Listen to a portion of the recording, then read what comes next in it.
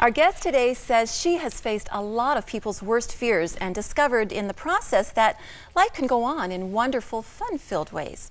From battling breast cancer to a devastating house fire to now living from a wheelchair with primary progressive multiple sclerosis, Susan Minns is truly a remarkable woman. And a funny one. And she reminds us that our worst nightmare can have a punchline. Her ministry is Red Shoes Communications, appropriately named. Susan, welcome to Full Circle. Oh, thank you. You are so one of the girls. Me here. A shoe lady. I know. Look at us, all our taking over. Yeah, I know. I wouldn't give up my hosting position to just anyone. I hope you know that, Susan. Now, we have to get a shot of these red shoes. Oh, yes. Okay, John, can we see the red shoes? Because this is what it's all about. Look at that. It's all glam. Okay, It's why the red beautiful. shoes, Susan? Because if you have to live life in a wheelchair, you got to look on the bright side. Now, I can wear red high heel shoes all day long and they don't hurt my feet. No more Birkenstocks and socks for me. That's over. It works. You know what? And I kill my feet every day Yeah, wearing well- my 4-inch heels. Girlfriend, wheelchair. And you know what? I'm telling you this. If you knew the stuff that I get away with in this wheelchair, you'd all get one for yourself. Oh, really? And like what? Now you'd stop off at, a little drugstore and get one for you. Get to the front of the line all the time. Go to a concert, you're right there in handicapper row. It's excellent. Okay, now we know, Susan, that this bubbly package Yes. is not how you lived in high school. No. Okay, so what was that all about? I suffered from depression in high school because I had one of those bad high school experiences that people have. Some people are the geeks, and that was me. And then in grade 10, end of grade 10, I thought to myself, you know what? I'm either gonna off myself or I'm going to turn this boat around. And I did. I started saying the joke before other people said the joke. Right. And it ended up, I was funny. Who knew, right? And I've been working it ever since. Now, But that was a self-defense mechanism. Totally. That was, Totally. steal the thunder. But I mean, inside of you, though, it's not okay. Nope, still depressed. Even in college, I suffered from massive depression.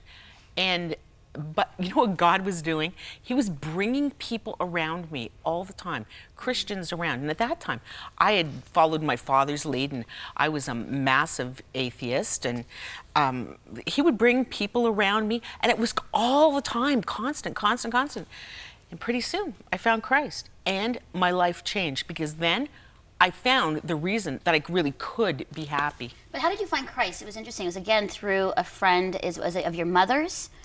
Listen to this. This is no kidding.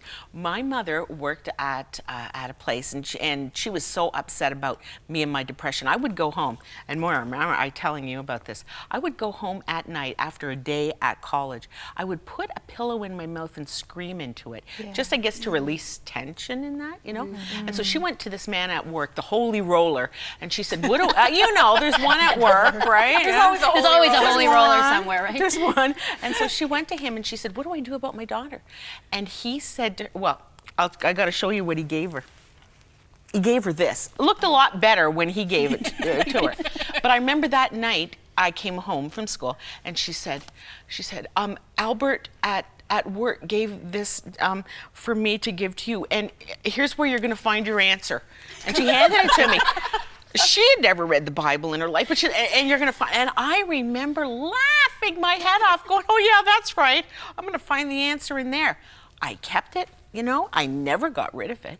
But I started reading it. And when I'd moved to Kitchener with my husband, and I was working in a daycare there, and Christians all around, all the time, at me. They were so wonderful. They never gave up on me. And I started reading the Bible. And then when I came back to Toronto, I thought, well, how do I find out more about this? Because I still wasn't going to church, but I was reading. And so I thought, I'm going to phone this man who gave me the Bible. This was 6 years later. 6 years later, I phoned him up. I'd never met him. And I said to him, Mr. Waugh, my name is Susan Minns. It used to be Susan O'Hara. And he said, Susan, I've been waiting for your call. It was like the Twilight Zone. For He 6 said, years? Oh, yeah, for yeah. 6 years. He goes, I've been praying for you every day. I remember taking the phone away from my face and going, really? 6 years. He came over every Wednesday night, explained everything to me. I got saved. My husband did. My sister did. My mother did. But I had a father who was still a staunch atheist, and he did not want to hear any part of it. I've got to tell you the rest of this story. My mother ended up, she was saved. She passed away. The night that she was in the hospital, it was a very, very sad time. We were in that little waiting room that they put you in to find out, if somebody is going to go through their operation or whatever. At that time, in that room, my father gave his life to Christ while my mother was upstairs sick. Well, my mother passed away. And a little while after that, my father was by himself, and he started giving out scriptures. And I was like, where did this come from? Because my father grew up as an atheist. I thought, where did this come from? He says, I learned it in Sunday school. I said, you big fat liar, you never did go to Sunday school. He said, yes, I did. He said, when I was young, we used to go to a gospel hall on Royal York Road. I'm going to tell you this. It's going to make me cry. I felt like someone had just kicked me in the stomach when he said that. I said, a gospel hall on Royal York Road. Listen to me. I was going to a church. I had been led by Albert Waugh, who gave me this Bible. He went to a small Brethren church on Royal York Road. Where was the original meeting? And this was like maybe 75 people. It was on Gladstone Avenue. I looked at my father and I said, do you remember any of the people? And he says, I remember my Sunday school teacher. His name was Art Hayhoe. I burst into tears. I said, I go to church with Art Hayhoe. Wow. I know I can't say it without crying. I said, I go to church with him every week. When my aunts came over, they started telling me of other people who were at the Sunday school they only went to for the suckers. That's what they said. Only went for the candy. The candy.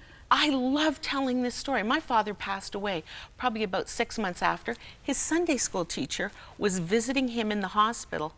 And when my father passed away, who took his funeral? And I'm not making this up. This sounds like a story, doesn't it? His Sunday school teacher. Oh, how touching. Yeah. Who was in his 80s and was able to stand in front of my father's coffin and say, I knew this man when he was a young boy, and I knew this man when he was saved. Does that not sound like a story? It's God's story. Pursuing And love you know of what? God. Yeah, Really. can't make it up. And people would say it's a coincidence, but I think God just moved this here and moved that here. Albert Waugh, my mother working here and going to church here, and it all just came together. The irony of God is all over Oh. your story, Susan. You met your husband where? Group therapy. It was Is that a good place to meet your husband? no. My husband said it was a great place to pick up chicks. Richard is here. And he says you knew exactly how screwed up they were at the get-go. You know, there's no surprises, There isn't right? a surprise. You knew So what you all were the getting. issues are out of the way. We can just be honest and authentic, and here I am. Totally. And whenever we get into a fight now, oh yes, Christians fight. And whenever we get into a fight now, he'll say, you met me in group therapy. What'd you think was going to happen? Okay, but we make light of these things. We make light of this. Yeah. But I mean, really, why do you think, when I'm hearing your story, why do you think God did that? Why do you think God put all these different people in your life? And even what happened with your father, why does that even happen?